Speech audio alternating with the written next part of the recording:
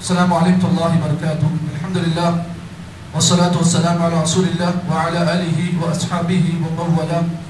اما بعد، اعوذ باللہ من الشیطان الرجیم. بسم اللہ الرحمن الرحیم. وعن ابی ہریرہ رضی اللہ تعالی عنہ عن النبی صلی اللہ علیہ وسلم قال یا نساء المسلمات لا تحقرن جارة لجارتها ولو فرسن شأت. رواہ متفق علیہ. بات چل رہی تھی پڑوسیوں کے حقوق کے سلسلے میں. یہ اس باب کی تیسری حدیث ہے جس کے راوی حضرت ابو ہریرہ رضی اللہ تعالی عنہ ہیں. اس حدیث کے اندر اللہ کے نبی صلی اللہ علیہ وسلم نے پڑوسیوں کے درمیان آپسی محبت اور الفت کیسے پیدا ہوگی اس کا آپ نے ایک نسخہ بیان کیا ہے. ہمارے پاس اکثر یہ دیکھنے میں آتا ہے کہ ایک پڑوسی دوسرے پڑوسی کا دشمن ہو جاتا ہے اور دشمنی اس حد تک پہنچ جاتی ہے کہ پڑوسی اگر بازو والا اگر پڑوسی ہوتا ہے تو اس کے مرنے پر بھی اسے افسوس نہیں ہوتا ہے. اور بعض پڑوسی اللہ ان کو ہدایت دے، بعض ایسے بھی ہوتے ہیں کہ بازو اگر کوئی موتا ہوتی ہے تو بازو والا پڑوسی جو ہے اس کا غم محسوس نہیں کرتا ہے. یہ اس لیے ہوتا ہے کیونکہ ہم اور آپ اسلام کی باتیں جانتے ہوئے بھی عمل نہیں کرتے ہیں. اسی وجہ سے یہ چیز دیکھنے میں آتی ہے.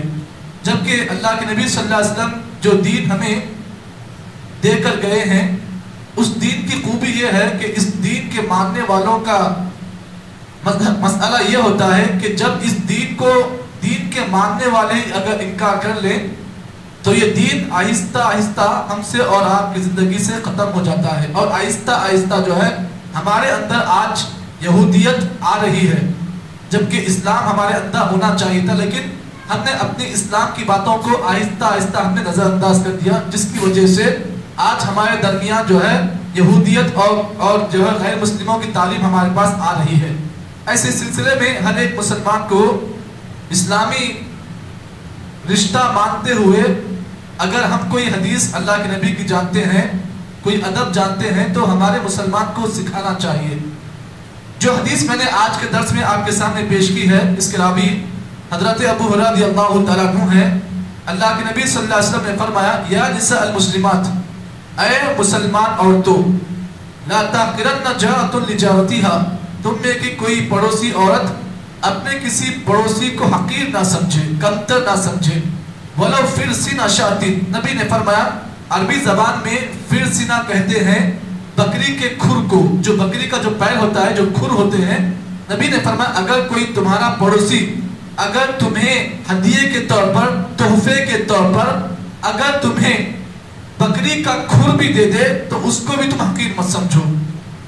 تو یہ اللہ کے نبی صلی اللہ علیہ وسلم کی وہ حدیث ہے جسے امام بخاری اور امام مسلم نے صحیح مسلم کے اندر روایت کیا. اب آئیے اس حدیث میں میرے اور آپ کے لیے اللہ کے نبی نے کیا کیا باتیں سکھائی ہیں اس کو سمجھیں. پہلی بات، اس حدیث کے اندر اللہ کے نبی صلی اللہ علیہ وسلم نے ہم کو اور آپ کو اس بات کی تعلیم دی کہ اگر ہم یہ چاہتے ہیں کہ آپس میں الفت اور محبت باقی رہے تو ہمیں اور آپ کو چاہیے آپس میں تحفے دیں اور تحفے لیں. تو آج کل جو ہے تحفے دینے کا جو رواج ہے نا وہ کس میں ہے؟ عاشق اور معشوق میں ہے.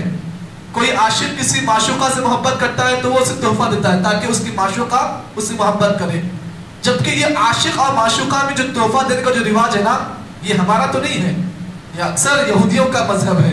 لیکن آج ہمارے پاس جو مذہب یہودی مذہب کی جو تعلیم ہے وہ ہمارے مسلمانوں میں آ چکی ہے. ہم کیا کرتے ہیں اپنی بیوی کو خوش کرنے کے لیے، اپنی معشوقہ کو خوش کرنے کے لیے لوگ جو ہے ایسا کام کر، جبکہ اللہ کے نبی نے فرمایا دیکھو اگر تحفہ تحائف دینے کا اگر کوئی مسئلہ ہے تو ایک پڑوسی کو چاہیے اپنے پڑوسی کو تحفہ دے.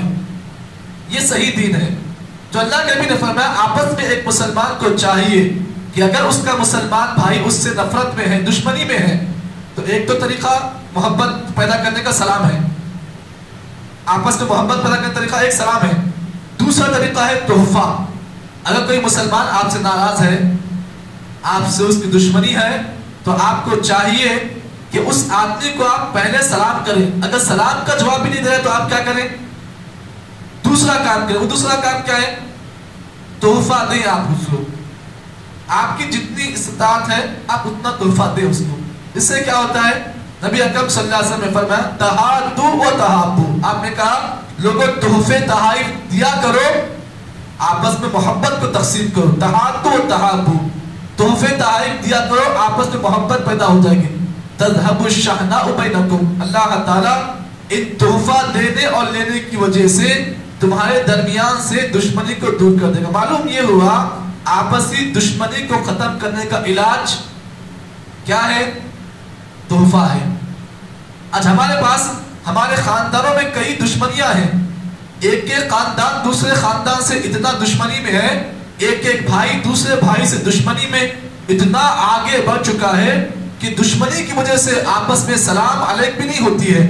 ایسے موقع پر ہمیں اور آپ کو چاہیے اللہ کے نبی کے علاج کو ہم ڈھونڈیں.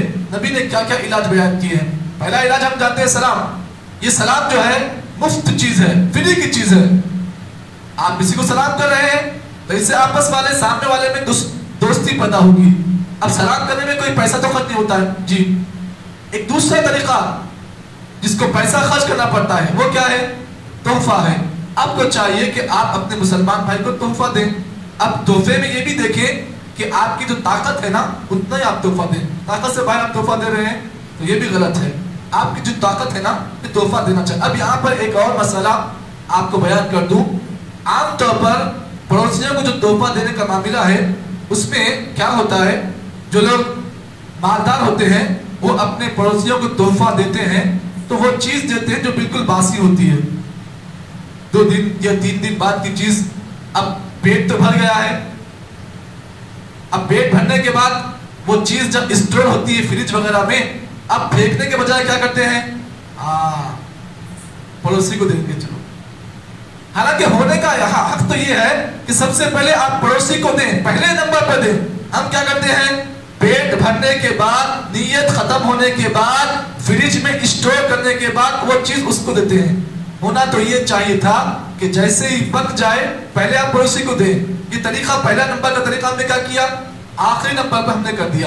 اب یہاں پر بعض جو غریب مسلمان جو پڑوسی ہوتے ہیں وہ یہ سمجھتے ہیں کہ اگر میں دال پکا کر اگر میں پڑوسی کو تحفہ دوں، وہ تو مالدار ہے نا تو میری عزت میں کمی آ جائے گی نا، کیونکہ وہ کہے گا میرے کو تو تحفہ دے رہا دال کا، میں اتنا بڑا مالدار ہوں اور تو مجھے دال لا کر دے رہا. تو ایسا نہیں چاہیے. ایک غریب کو بھی چاہیے کہ وہ اخلاص کے ساتھ اگر کسی مالدار پڑوسی کو بھی کچھ دے تو مالدار پڑوسی کو چاہیے کہ وہ اسے قبول کرے، کیونکہ وہ غریب جو پڑوسی ہو رہا ہے نا وہ اخلاص کے ساتھ آپ کو دے رہا ہے، اور اخلاص کی دولت بہت زیادہ دور کی ہوتی ہے.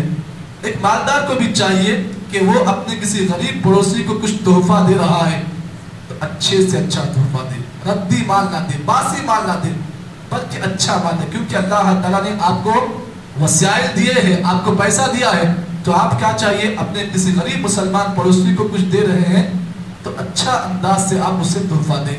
یہ اللہ کے نبی کی وہ تعلیمات ہیں جو آپ صلی اللہ علیہ وسلم نے بیان کی. اب آگے آپ اس بات کو بھی سمجھ لیں.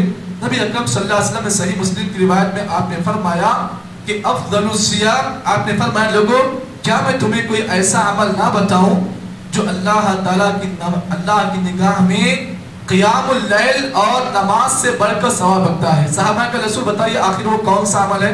نبی نے فرمایا سرور تدخلہ علی وجہ مسلم، اگر کوئی مسلمان کسی پریشان مسلمان کے چہرے پر اگر مسکراہٹ کو لاتا ہے، خوشی کو لاتا ہے، تو یہ عمل اللہ تعالیٰ کی نگاہ میں تہجد اور قیام سے بڑھ کر ہے. اور تکشف عنہ جوعا، یا آپ کو کوئی مسلمان بھائی ہے کئی دن سے بھوکا ہے تو آپ اس کی بھوک کو دور کریں. یہ عمل اللہ کی نگاہ میں اتنا بڑا عظیم عمل ہے کہ اگر کوئی مسلمان اس عمل کو کرتا ہے تو اللہ کی نگاہ میں یہ ثواب سب سے افضل ہے. تو معلوم یہ ہوا یہ جو حدیثیں ہم نے جو بیان کی ہیں نا یہ کوئی ضعیف، کوئی موضوع، کوئی ناول کی چیزیں نہیں ہیں، بلکہ یہ اللہ کے نبی کی وہ حدیثیں ہیں جسے امام بخاری اور امام مسلم نے اپنی صحیحین میں روایت کیا ہے. تو ہمیں اور آپ کو چاہیے، سننے میں تو یہ چیزیں معمولی لگتے ہیں لیکن اگر ان چیزوں پر عمل کیا جائے نا یقین مانیے معاشرے میں کبھی کوئی مسلمان کسی سے جھگڑا نہیں کر سکتا اگر ان چیزوں کو ہم جان لیں. آج ہمارے پاس جو جھگڑے ہیں نا آپسی اختلافات اسی وجہ سے ہیں کیونکہ ہم نے ان چیزوں کو نظر انداز کر دیا ہے. اسی لیے شیطان نے کیا کیا, ہمارے درمیان آ کر اختلافات کو پیدا کر دیے. اگر ہم یہ چیزیں اختیار کر دیں گے تو کوئی مسلمان کسی سے دشمنی نہیں کر سکتا ہے. اللہ سے دعا ہے کہ اللہ تعالیٰ مجھے اور آپ کو جتنی باتیں ان حدیثوں کی روشنی میں بیان کی گئی ہیں, اللہ صحیح معنی میں عمل توفیق عطا فرمائے. سبحان اللہ بحمدہ, سبحانک اللہم وبحمدک, نشہد ان لا الہ الا انت, نستغفرک ونتوب الیک.